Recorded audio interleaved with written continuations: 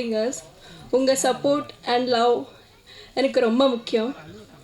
And first of all, thanks to Jyoti sir for giving this beautiful chance. And thanks to cameraman sir. And thanks to Vikram sir for giving this beautiful music. Thank you sir. And thanks to Arun. I hope you like the trailer and songs. Please, ellaru theater poi padam parunga. Please support us. Thank you.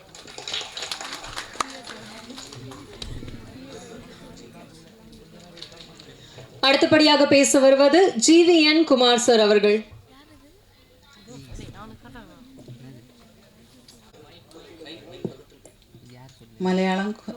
Malayali ஆர்டிஸ்டாണ് ഞാൻ. தமிழ் கொஞ்சம் தான் எனக்கு தெரியும். ஆனால் என்னோட first movie Silambam. എൻ്റെ brother സുമേഷിൻ്റെ ഫ്രണ്ടാണ് ജ്യോതി master. അങ്ങനെയാണ് ഞാൻ ഈ തമിഴ് പടത്തിലേക്ക് വരുന്നത്. മലയാളം കുറച്ച് പടങ്ങളൊക്കെ ചെയ്തിട്ടുണ്ട്. മാഫിയ ശശി മാസ്റ്ററെ കൂടെ ഫൈറ്റ് ലേഡി ഡ്യൂപ്പായിട്ട് 14 വർഷമായിട്ട് ഞാൻ മലയാള ഇൻഡസ്ട്രിയിലുള്ള ഒരു വ്യക്തിയാണ്.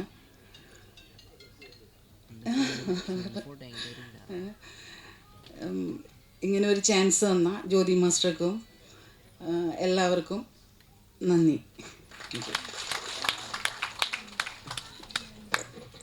விழிப்புணர்வு காட்சிகள் நிச்சயமாக இருக்கும்.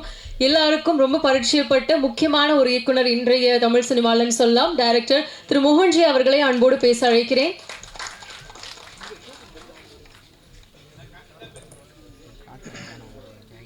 ஐயோ, மேடையில் இருக்கும் பெரியவர்கள் அத்தனை பேருக்கும், பாண்டியன் மாஸ்டருக்கும், பெப்சிஜன் மாஸ்டருக்கும், பேரரசு எங்கள் அண்ணன் பேரரசு டைரக்டர் அவர்களுக்கும், ஊடகங்களுக்கும், பத்திரிகைகளுக்கு அத்தனை பேருக்கும் என்னுடைய அன்பான வணக்கங்கள். ரொம்ப சந்தோஷம் இப்படி ஒரு நிகழ்வில் வந்து கலந்துக்கிறது. நான் சமீபமாக எங்கேயும் வரதில்லை. ஏன்னா எனக்கு இந்த திரௌபதி 2லேருந்து கொஞ்சம் வெளியே வரத்துக்கே பெரிய கேப் ஆகிடுச்சு. நான் இதுக்கும் வரமாட்டேன்னு தான் சொன்னேன். என்ன விஷயம்னா இல்லை ஒன்றும் அது ஆப்ரேஷன்லாம் இல்லை அப்படிங்க. அது பல்லில் ஒரு சின்ன பிரச்சனை. ஒரு ஸ்டண்ட் கலைஞர் இயக்குனர் ஆகிறது வந்து சாதாரண விஷயம் இல்லை. அது ஒரு பெரிய முயற்சி. அந்த முயற்சிக்கு வந்து உறுதுணையாக நிற்கணும், துணையாக நிற்கணும் அப்படின்ற ஒரே காரணம் தான் கிளம்பி வந்துட்டேன். எவ்வளோ முக்கியமான வேலையாக இருந்தாலும் விட்டுரு. முதல்ல என்னுடைய மனமார்ந்த வாழ்த்துக்கள் சிலம்பம் பட குழுவினருக்கு. இந்த படம் மிகப்பெரிய வெற்றி அடையட்டும். இன்னொரு முக்கியமான காரணம் இருக்குது. அண்ணன் நேற்று எனக்கு ட்ரெய்லர் அனுப்பினார். ட்ரெய்லர் பார்த்தேன். அந்த ட்ரெய்லர் வந்து இது எதை அடிப்படையாக கொண்ட படமாக இருக்குது அப்படின்னா சிலம்பம். இன்றைக்கி நம்ம ஒரு 1000 வருஷத்துக்கு முன்னாடி அங்கேருந்து அப்படியே சில விஷயங்கள்லாம் நம்ம இப்போது இன்னும் நம்ம பயன்படுத்திகிட்டு இருக்கோம். சில விஷயங்கள்லாம் நமக்கு இன்னும் நம்மளை விட்டு விலகாமல் இருக்குன்னா அதில் முக்கியமான ஒரு விஷயம் வந்து சிலம்பம். இது வந்து இப்போ ஆரம்பித்த கலை இல்லை. ஸோ இது தமிழர்களோட மரபு கலை. சிலம்பன் அப்படின்னா முருகன். ஸோ அவர் தான் இந்த சிலம்பத்துக்கு தலைவர். ஒரு சிலம்ப கலையில் அதில் நடக்கிற அரசியல், அதில் இருக்கிற பிரச்சனைகள், அதை வந்து எப்படி ஒரு எளிய மக்களுக்கு கொண்டு போய் சேர்க்கணுன்ற ஒரு உயரிய நோக்கத்தோடு எடுத்திருக்காரு. ட்ரெய்லரை நேற்றே பார்த்ததுக்கப்புறம் நிச்சயமாக அந்த விழாவில் கலந்துக்கணுன்ற ஒரு முன்மொழியோடு தான் அந்த கலந்துருக்கேன். வாழ்த்துக்கள். கூடவே படத்தில் சொல்லியிருக்காரே தெரில, ஒரு முக்கியமான விஷயம் இருக்குது. சிலம்பம் கற்றுக்கிட்டு தேசிய லெவல்லையோ இல்லைனா தமிழ்நாட்டு லெவல்லையோ நீங்கள் வந்து அங்கீகாரம் வாங்கி ஜெயிச்சிட்டிங்கன்னா கவர்மெண்ட் வேலை இருக்குது. அது வந்து படத்தில் சொல்லியிருக்கீங்களா தெரியல. இது பல மாணவர்களுக்கு தெரியாது. நம்ம யூபிஎஸ்சி அந்த மாதிரி பல அரசாங்க வேலைக்கு போகிறதுக்கு பல முயற்சிகள் எடுக்கிறீங்க, படிக்கிறீங்க. விளையாட்டிலும் அது முக்கியமாக சிலம்பத்தில் ஆர்வம் காட்டி சிலம்பத்தில் நீங்கள் வந்து வெற்றியாளராக இருந்தீங்கன்னா கவர்மெண்ட் வேலைக்கு போகலாம். 3% கோட்டா இருக்குது தமிழ்நாட்டில். சிலம்பம் அவ்வளோ முக்கியமான விஷயம். இது எனக்கு வந்து திரௌபதி படம் பண்ணுறப்ப தான் தெரியும். ஏன்னா அதில் என்னோடய ஹீரோ வந்து சிலம்பம் கற்றுத்தர ஒரு வாத்தியார் தான், ரிச்சர்ட் சார். அந்த ரோல் பண்ணியிருப்பார். பாண்டியன் மாஸ்டர் தான் அதுக்கும் ட்ரைனிங் கொடுத்தாரு. 2 கையில் சிலம்பம் கற்றுக்க சொன்னேன். ஒரு வாரத்தில் மாஸ்டர் தான் அந்த ட்ரைனிங்கும் கொடுத்தாரு. பாண்டியன் மாஸ்டர் இல்லாமல் எங்கள் எந்த படமும் நடக்காது. எல்லா படத்துக்கும் அவர் ட்ரைனிங் கொடுத்துருவார். 4 பேர் அனுப்பிடுவேன். மாஸ்டர் சொன்னார், எனக்கு வருத்தமாக தான். வந்து திரௌபதி 2 நான் ரிலீஸ் பண்ண டைம் தப்பு மாஸ்டர். என் மேலே தான் அது வந்து முழுக்க நான் வந்து ப்ரொடியூசர்கிட்ட ஃபைட் பண்ணி நாங்கள் ஒரு டேட் வச்சுருந்தோம். ஜனவரி 30 இல்லைனா ஃபெப்ரவரி ரிலீஸ் பண்ணலான்னு. ஜனநாயகன் டேட் மாறி இங்கே முன்னாடி பின்னாடி போனதால் அந்த பொங்கல்னு ஒரு பெரிய கேப் எடுத்ததால் ப்ரொடியூசர் வந்து பொங்கலுக்கு வந்துடலாம் அப்படின்னு சொன்னார். நான் சண்டை போட்டு எலெக்ஷன் வரைக்கும் நிப்பாட்டியிருக்கணும் அந்த படத்தை. இல்லைனா நான் சொன்ன டேட்டில் வந்துருக்கணும். அது தப்பு. நிறைய விஷயங்கள் சினிமாவில் கற்றுக்கிறேன். முதல் தடவையாக நான் அந்த தோல்வியை பார்த்துட்டு தான் கற்றுக்கிட்டாது. அது ரொம்ப வருத்தமான விஷயம். அது இன்னும் அதுலேருந்து வெளியே வரல. ஏன்னா ரொம்ப கஷ்டப்பட்டு எடுத்த படம். இன்றைக்கி சினிமா வந்து முன்னாடி ரசிகர்கள் இருந்த மாதிரி இல்லை. இன்றைக்கி சினிமா வந்து இன்ஃப்ளூயன்சர்ஸ் கையில் இருக்குது. ஒரு படம் வந்து எப்படி ஓடணும், ஓடக்கூடாது, யார் படம் ஜெயிக்கணும், இதெல்லாம் வெளியே இருந்து இன்ஃப்ளூயன்சர்ஸ் முடிவு பண்ணுறாங்க. முன்னாடி வந்து விமர்சகர்களும் பத்திரிகையாளர்களும் வந்து நல்ல விமர்சனம் கொடுத்து படங்களை ஜெயிக்க வச்சாங்க. இன்றைக்கி அவங்களையும் தாண்டி சோஷியல் மீடியா இன்ஃப்ளூயன்சர்ஸ் கையில் போயிடுச்சு. அது இன்றைக்கி ஒரு மிகப்பெரிய ஒரு சக்தியாக தான் இருக்குது. அது நல்லதாக கெட்டதாக தெரியல. ஏன்னா நிறைய படங்கள் ஓடுறதும் அந்த சோஷியல் மீடியா இன்ஃப்ளூயன்சர்ஸ்னால தான். சில படங்களை வந்து முடிக்கணும் சித்தாந்தமாக அதை வந்து முடிவு பண்ணிடுறாங்க முன்கூட்டியே. அப்படி எனக்கு நிறைய நடந்திருக்கு திரௌபதி 2ல். அதெல்லாம் இப்போ பேசி பிரயோஜனம் இல்லை, பேச வேண்டிய மேடையும் இது இல்லை. ஸோ ஆனால் ஓடிடியில் கொண்டு வந்து சேர்க்கணும் அந்த படத்தை. அங்கேயுமே எனக்கு வந்து அரசியல் நிறைய தலையிட்டு திரௌபதி 2 ஓடிடியிலும் கொண்டு வர முடியல. அதனால் இந்த இடத்துல ஒரு முக்கியமான கோரிக்கை இவனை வச்சிடறேன். மத்திய அரசில் வேவ்ஸ் அப்படின்ற ஒரு ஓடிடி இருக்குது. நம்ம தமிழ் சினிமாலே எத்தனை பேருக்கு தெரியும் தெரில, பேரரசு சாருக்கே தெரியுமான்னு தெரியல. அரசாங்கத்தின் சார்பில் 2024ஆம் ஆண்டு வேவ்ஸ் அப்படின்னு ஒரு ஓடிடி பிரச்சார் பாரதி அஃபிஷியலாகவே லான்ச் பண்ணி இன்றைக்கி அதில் வந்து ஆயிரக்கணக்கான படங்கள் இருக்குது. ஹிந்தி படங்கள், மராத்தி, கன்னடா படங்கள் வரைக்கும் அதில் போயிட்டு நிறைய பேர் வந்து அதில் வந்து எதுவும் காசு கொடுக்க மாட்டாங்க. நீங்கள் எல்லா படத்தையும் அதில் போயிட்டு ஸ்ட்ரீம் பண்ணலாம். ஒரு ஹவருக்கு வந்து 6 ரூபா கொடுப்பாங்க மக்கள் படம் பார்த்தா. கவர்மெண்ட் வந்து அதை வந்து பே பண்ணுறாங்க. அந்த மாதிரி தமிழ்நாடு அரசு இன்றைக்கி வந்து நம்ம தமிழ் சினிமாவில் இருந்த ஒரு மிகப்பெரிய கதாநாயகன் திரு மாண்புமிகு விஜய் சார் அவர்கள் இன்றைக்கி முதலமைச்சராக மாறியிருக்காரு. ஸோ அவருக்கு இந்த நேரத்தில் ஒரு கோரிக்கை, தமிழ் சினிமாவுக்குன்னு ஒரு பிரத்யேகமான ஒரு ஓடிடி நீங்கள் வந்து உருவாக்கணும். எப்படி மத்திய அரசால் அதை கட்டுப்படுத்தி நடத்த முடியுதோ வெற்றிகரமாக வேவ்ஸ்ன்ற பேரில், அது மாதிரி தமிழ்நாடு அரசும் அதை வந்து நடத்தலாம். நீங்கள் உங்களுக்கு அதை பற்றின புரிதல் நிறைய இருக்கும் விஜய் சார். ஸோ இந்த நேரத்தில் ஒரு கோரிக்கை வச்சுக்கிறேன். என்னென்னா, இப்போது சிலம்பம் மாதிரி படங்கள்லாம் நிச்சயமாக ஓடிடி வந்து அவ்வளோ சீக்கிரம் வந்து எட்டி கூட பார்க்க மாட்டாங்க, ப்ரிஃபர் கூட பண்ண மாட்டாங்க. ஏன்னா அதுவுமே ஒரு பெரிய லாபிக்குள்ளே இருக்குது. ஒரு சிலர் தன்னுடைய சொந்த செல்வாக்கை பயன்படுத்தி மட்டுமே ஓடிடிக்குள்ளே வந்து படங்கள் விற்றுட்ருக்கிற காலமாக இருக்குது. நல்ல படங்கள் எடுத்தாலாம் ஓடிடிக்குள்ளே போகிறது அவ்வளோ ஈஸி இல்லை. நம்ம வந்து அமேசான் மாதிரி ஓடிடி தளங்களில் ஃப்ரீயாக படம் கொடுக்குறோம். படம் பார்த்துட்டு பேப்பர் வியூ ஆப்ஷனில் கொடுங்கன்னா கூட அதுலேயுமே நிறைய உள்ள அரசியல் இருக்குது. எந்த படத்தை உள்ளே கொண்டு வரணும், கொண்டு வரக்கூடாதுன்ற வரைக்கும் நிறைய அரசியல் நடந்துகிட்ருக்கு. அது சினிமாவுக்கு ஆரோக்கியமான விஷயம் இல்லை. அதனால தான் சினிமா இவ்வளோ பெரிய வீழ்ச்சியை கண்டிருக்கு. இதை பற்றி யாரும் கவலையும் பட மாட்டாங்க. எந்த ப்ரொடியூசர் சங்கத்தில் தலைவராக இருக்கவங்களோ நிர்வாகியாக இருக்கவங்களோ இது ஒரு பெரிய விஷயமாக எடுத்துக்க மாட்டாங்க. அவங்களோட பிரச்சனையோடு வந்து தாண்டி கடந்து போயிடுறாங்க. அது க்யூப் பற்றியும் நிறைய நானும் வேறு சார் இப்போ பேசணும். க்யூப்லேயுமே நம்ம கட்டுற பணம் வந்து ப்ரொடியூசர் கவுன்சில் தலையிட்டால் நிறைய சின்ன படங்கள் ஒரு 100 தேட்டருக்குள்ளே வர படங்களுக்கெல்லாம் வந்து க்யூப் வந்து 15,000 16,000 சார்ஜ் பண்ண வேண்டிய அவசியம் இல்லை. ஒரு தேட்டரில் நம்ம வந்து ஒரு ஷோ ஒரு வாரத்துக்கு ஓட்டுறதுக்கு 16,000 கிட்டத்தட்ட கட்ட வேண்டியது இருக்குது. இப்போ சிலம்பம் மாதிரி படம் வந்து 100 தேட்டரில் ஓடணுன்னா நீங்கள் யோசிச்சு பாருங்கள், 16 லட்சம் க்யூபுக்கு மட்டும் கட்டணும். அதில் எவ்வளோ கலெக்ஷன் வரும், அதுலேருந்து என்ன லாபம் வரும்லாம் தெரியாது. ஸோ நம்ம கட்ட வேண்டிய பணம், அதுக்கப்புறம் விளம்பரம் இருக்குது, பேப்பர் ஆடு இருக்குது, பிரிண்ட் பப்ளிசிட்டி இருக்குது, கொஞ்சமாவது நம்ம வந்து ப்ரெஸ்ஸு சார்ந்ததுக்கு செலவு பண்ணோம். இந்த மாதிரி ஃபங்க்ஷன் நடத்துகிறோன்னா ஒரு பெரிய பொருள் செலவு இருக்குது. ஸோ ஒரு சின்ன படம் தேட்டரில் ரிலீஸ் ஆகிறதுக்கே இன்றைக்கி வந்து 30 லட்சம் தேவைப்படக்கூடிய சூழல் இருக்குது. ஸோ க்யூப் நிறுவனம் கொஞ்சம் அதை மறுபரிசீலனை பண்ணி தயாரிப்பாளர் சங்கமும் கொஞ்சம் அவங்க கூட பேசி ஒரு 100 தேட்டருக்குள்ளே ரிலீஸ் பண்ணுற படங்களுக்காக அது வந்து மானியம் வாங்கி கொடுக்கணும். அது முன்னாடி இருந்தது, அந்த நடைமுறை திரும்ப இல்லை இப்போ. ஸோ அதை சரி பண்ணி கொடுங்க. அப்போ தான் இவங்கெல்லாம் வந்து ஒரு நிகழ்ச்சி நடத்தி இங்கேருந்து ஒரு 20 நாளுக்குள்ளே தேட்டருக்கு வர முடியும். அவ்வளோ ஈஸி இல்லை. இந்த மாதிரி ஒரு நிகழ்ச்சி நடத்திட்டு சந்தோஷமாக இதே சந்தோஷத்தோட படத்தை தேட்டருக்கு கொண்டு போகிறது. சிசேரியன் மாதிரி அது ஒரு 3 மடங்கு சிசேரியன் ஒரு படத்தை தேட்டருக்கு கொண்டு போகிறது அவ்வளோ கஷ்டம். ஸோ தமிழ்நாடு அரசு தயவு செஞ்சு ஒரு ஓடிடி பிளாட்ஃபார்மை க்ரியேட் பண்ணி அதே மாதிரி பெர் ஹவர் 6 rupees கொடுக்க முடியலனா கூட streaming charges per hours 4 rupees கொடுத்து சின்ன படங்கள் நிறைய படங்களை வந்து ஓடிடிக்குள்ளே கொண்டு வந்து மக்கள்கிட்ட கொண்டு போய் சேர்க்கறதுக்கு நீங்கள் ஹெல்ப் பண்ணணும்.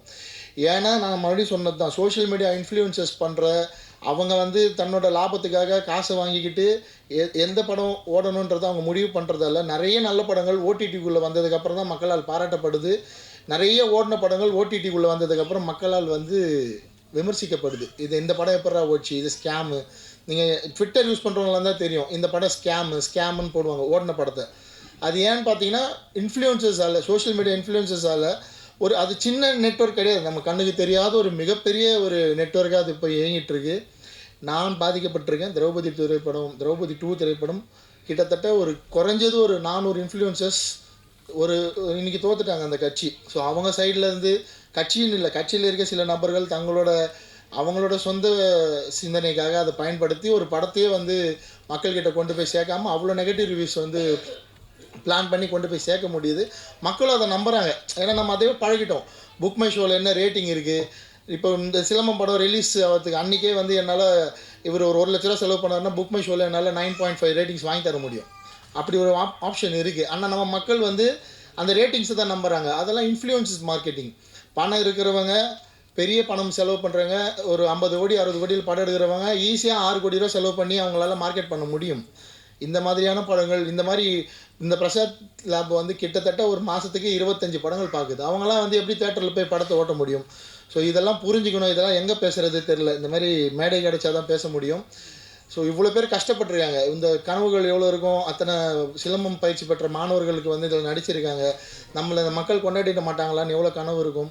அதெல்லாம் நீங்கள் எப்படி சாத்தியப்படுத்த போகிறீங்க தெரில. ஆனால் படம் முடிஞ்சு இதுக்கு பல பேர் ஒத்துழைச்சிருப்பாங்க, பல பேர் உதவி பண்ணியிருப்பாங்க.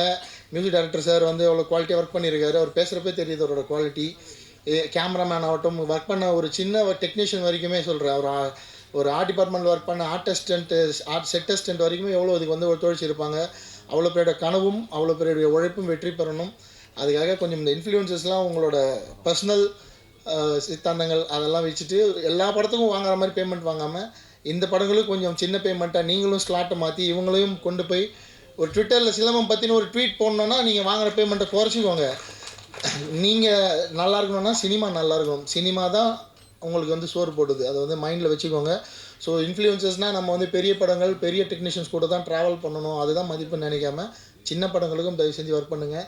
தமிழ்நாடு அரசும் தயவு செஞ்சு ஒரு OTT ஓப்பன் பண்ணி சினிமா வாழவீங்க. நன்றி, வாழ்த்துக்கள். மறுபடியும் சிலம்பம் படம் மிகப்பெரிய வெற்றி அடையட்டும். அத்தனை குழுவினருக்கும், உழைச்ச அத்தனை பேருக்கும், தயாரிப்பாளருக்கும், கலந்து வாழ்த்த வந்த அத்தனை பேருக்கும் என்னுடைய மனமார்ந்த வாழ்த்துக்கள்.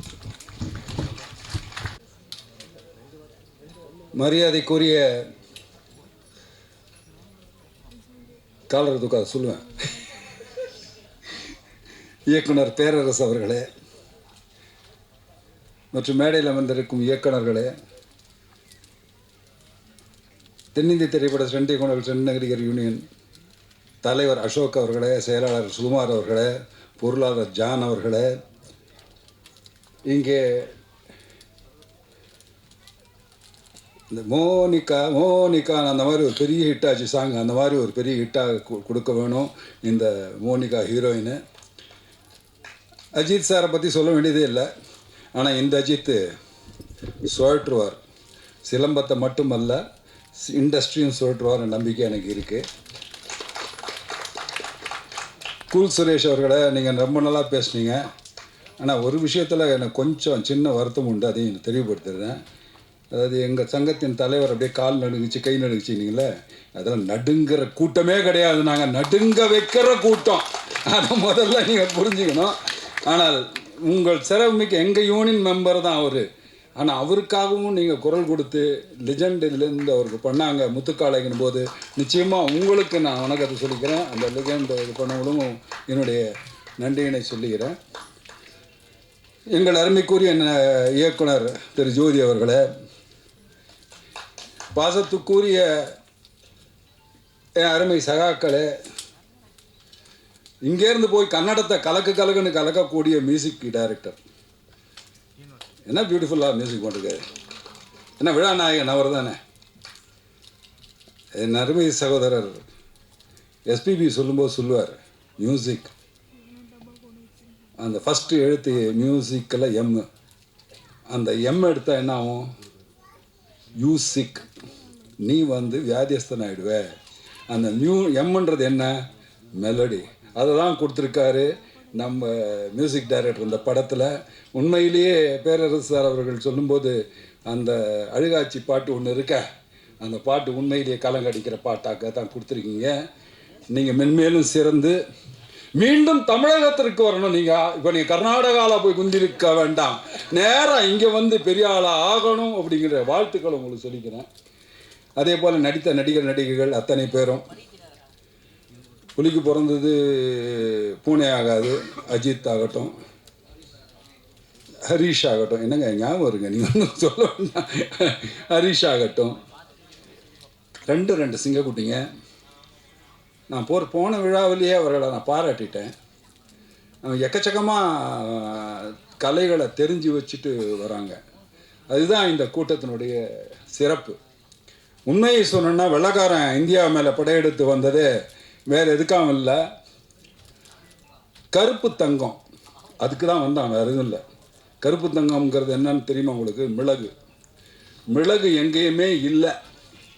அது எங்கே இருந்தது? கேரளாவில் அப்புறம் தான் வந்தது சகோதரரே. முதலில் வந்தது தமிழில் தான், அதுவும் பொள்ளாச்சி கிட்டேருந்து தான் வந்தது. பொள்ளாச்சி சைடில் மலை மேலே தான் வளர ஆரம்பித்தது மிளகு. அந்த மிளகை ஒழிச்சு அவங்கக்கிட்ட அடித்து உதச்சி சாகடித்து எடுத்துகிட்டு போவாங்க. அப்போ அவனுக்கு கிடைச்ச ஒரே ஒரு ஆயுதம், அந்த மூங்கில வெட்டி சுத்துனா, அதுதான் சிலம்பம். அதுதான் முதல் கருவி, அதுதான் முதல் ஆயுதம். எடுத்து சுத்துனதுல சுத்துனா ஓட விட்டான். கப்பல் ஏறி ஓடி போனவன் திரும்பி வரவே இல்லை. நமக்குள்ள நம்மகிட்ட இருக்கக்கூடிய பக்கத்தில் அக்கத்தில் இருக்கிறவங்களாம் இருக்கானுங்களா, நைஸா பிளாக்கில் விற்கிற மாதிரி விற்றுட்டானுங்க எல்லா மிளகையும். கடைசியில் எல்லாத்தையும் தானே விற்றாங்க, மஞ்சள் மிளகு எல்லாம் போய் இப்போ நம்ம ராயல்ட்டிங்க நம்ம சாப்பிட்றோம்ல, இப்போ எங்கே நம்மகிட்டே இருக்குது, இந்தியாவில் இருக்குது இல்லையே. இதுதான் இந்த சிலம்பத்தினுடைய ஒரு பெரிய இந்த அறிவுகளெல்லாம் எனக்கு போட்டியவர் எங்கள் தந்தையார். அவர் சுவாமிநாதன் சொல்லி எம்ஜிஆருடைய படங்கள் அத்தனைக்கும் அவர் தான் பண்ணுவார், என்டி ராமராவ் படங்களுக்கு பண்ணுவார். அவரும் சிலம்ப பயிற்சியில் சிறப்பாக கொடுப்பார். அவருக்காகவே அந்த எம்ஜிஆர் திடல்னு ஒன்று இருக்குது, இப்போ எம்ஜிஆர் ஸ்கூலாக இருக்குது பாருங்கள், அது எம்ஜிஆர் திடல். அங்கே தான் வடபழனியில் இருக்கக்கூடிய அத்தனை ஸ்டண்ட் நடிகர்களையும் பயிற்சி வீட்டுற 2 கிளாஸ் நடக்கும். ஒன்று சோடு, இன்னொன்று சிலம்பம். அவர் படத்துலையே அவர்கிட்டயே கோச்சிட்டு போய் விஜயபுரி வீரன் ஒரு படம் பண்ணுறாரு, ஒரு சோடு ஃபைட்டு படம். சோடு ஃபைட்டு படத்தில் கம்பு எப்படி வரும்? கம்பு சுத்த முடியுமா? கொண்டாடுறாரு பாருங்க தெளிவாக. சோடில் எடுத்துகிட்டு வந்தாங்க, டப்பு டிப்புன்னு அடித்தா எல்லா ஈட்டி முனையும் கட் ஆகிடுச்சு. இப்போ மிஞ்சி இருக்கிறது என்ன? கம்பு. உடனே சிலம்பம் சுற்ற ஆரம்பிச்சிட்டாங்க. அதுவும் வெற்றிகரமான பெரிய வெற்றியை ஈட்டின படம். அவ்வளோ பெரிய வெற்றியை ஈட்டிய படம். அதனால் என்ன ஆச்சு, அந்த சிலம்ப கலை வளராச்சு. அந்த நேரத்தில் என்னென்னா, தனிப்பட்ட ஒருவர், நான் தவறாக சொன்னேன், எங்கள் அப்பா என்ன செருப்பால் அடிக்கிட்டோம். அப்புறம் ஏன்னா ஒருத்தர் தனிப்பட்ட மாரி, சாமிநாதன் மாஸ்டர் நல்லா பண்ணார், சோமு மாஸ்டர் நல்லா பண்ணார், இன்னொரு மாஸ்டர் நல்லா பண்ணார். இப்படித்தான் கலைகள் இருந்ததே தவிர தனிப்பட்ட முறையில் பேர் அதில் ஆனால் அந்த பேருக்கெல்லாம் இங்கே ஒருத்தர் இருக்கார், ஒரு சொந்தக்காரர், சிலம்பம் மாற்றி சொல்லி அடிக்கிறதில்ல, சிலம்ப ஆசான்னா அது பொருத்தமான ஒரே ஒரு ஆள் இங்கே இருக்கார், பாண்டி மாஸ்டர். அவர்தான் தான் பெற்ற இன்பம் இவ்வையகம் பெற வேண்டும் என்று சிலம்பத்தை கற்றுக் கொடுத்து இன்னைக்கு ஸ்டண்ட் யூனியனில் இருக்க இத்தனை கிட்டத்தட்ட 500-600 பேர் மெம்பராக இருக்காங்கன்னா அவர் கிளாஸில் பயின்ற மாணவர்கள் தான். அந்த ஒழுக்கமும் ஒடுக்கமும் அவர்கிட்ட கற்றுக்கிட்டதான் சிறந்த நடிகர்களாக இருக்கக்கூடிய இன்னைக்கு பெரிய பெரிய நடிகர்கள் இங்கே இருக்கிறவங்களும் சரி, பாம்பேயில் இருக்கிறவங்க. நானே சொன்னேன், நான் நிறைய கிளாஸில் கொண்டாந்து அட்டன் பண்ண வச்சு இன்னைக்கு எல்லாருமே டாப் ஸ்டாராக இருக்காங்க.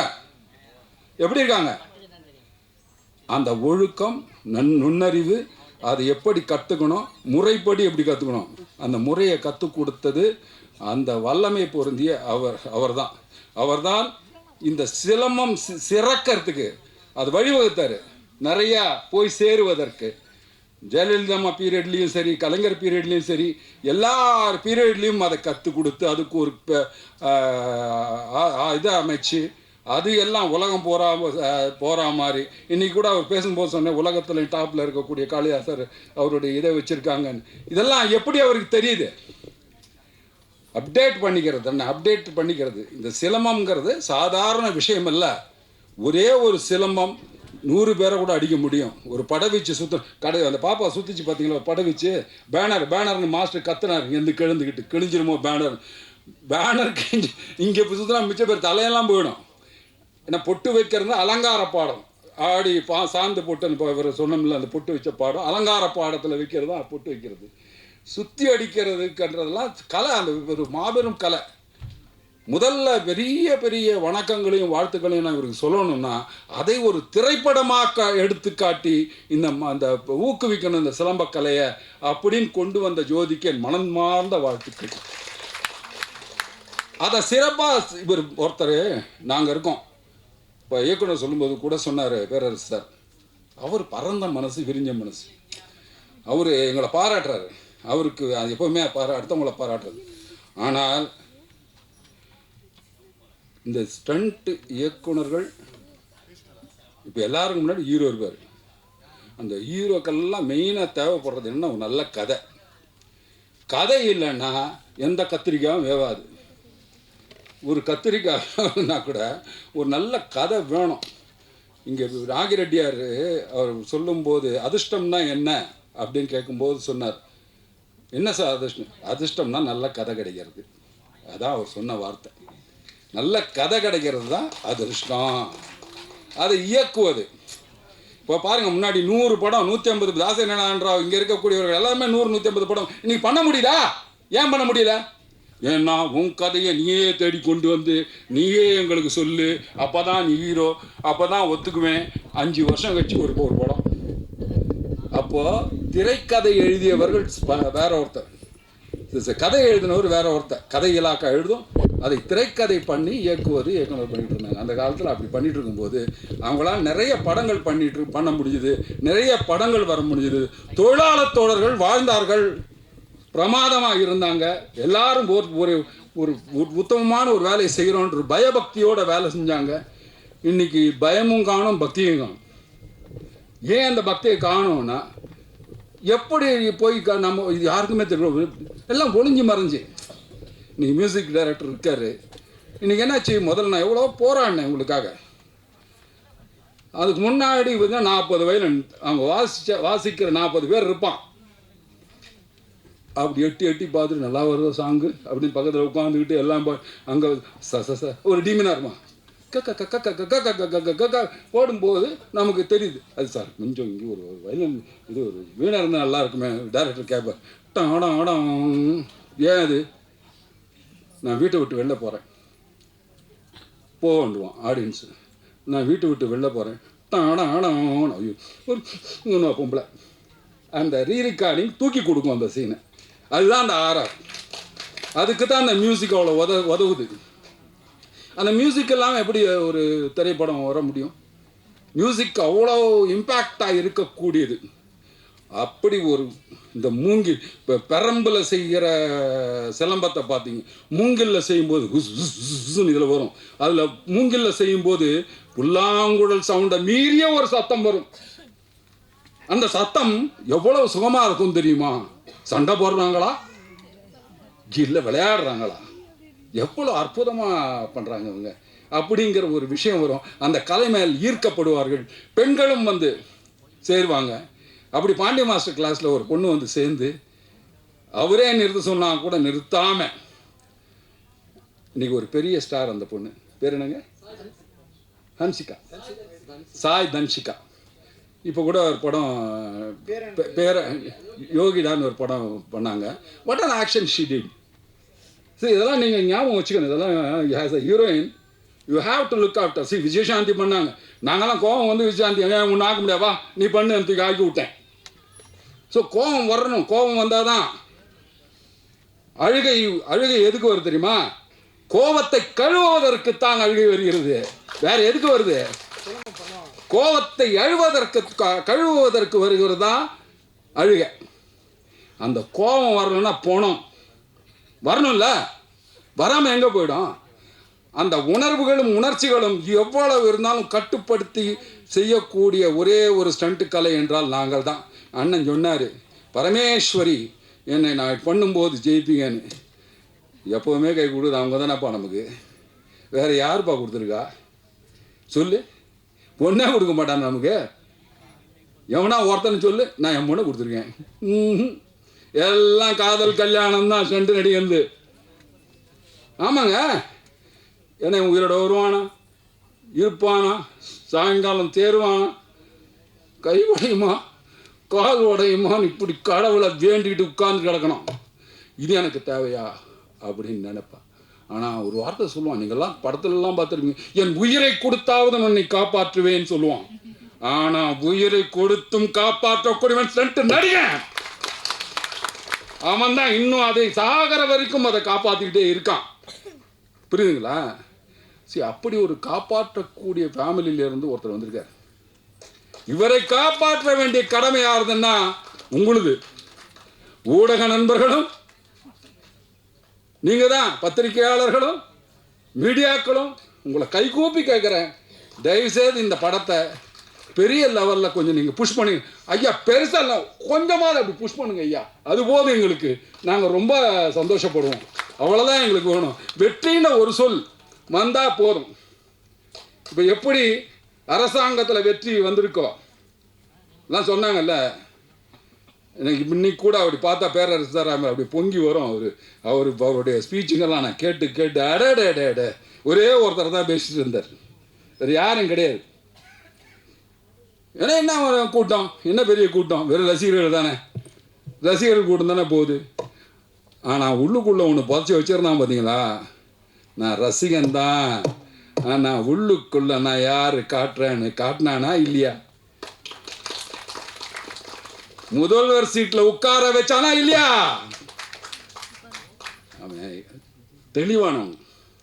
நீங்கள் படிக்கிற பசங்களெல்லாம் திட்டுனீங்க, உங்களுக்கு என்னடா தெரியும், நீங்கள் என்ன பார்த்துருக்க போகிறீங்க, நீங்கள் இப்படி போனால் அப்படி போயிடுறீங்க, அப்படி போனால் இப்படி வந்துடுறீங்க, நீங்கள் ஊர் சுத்ததான் லாய்க்குன்னீங்க.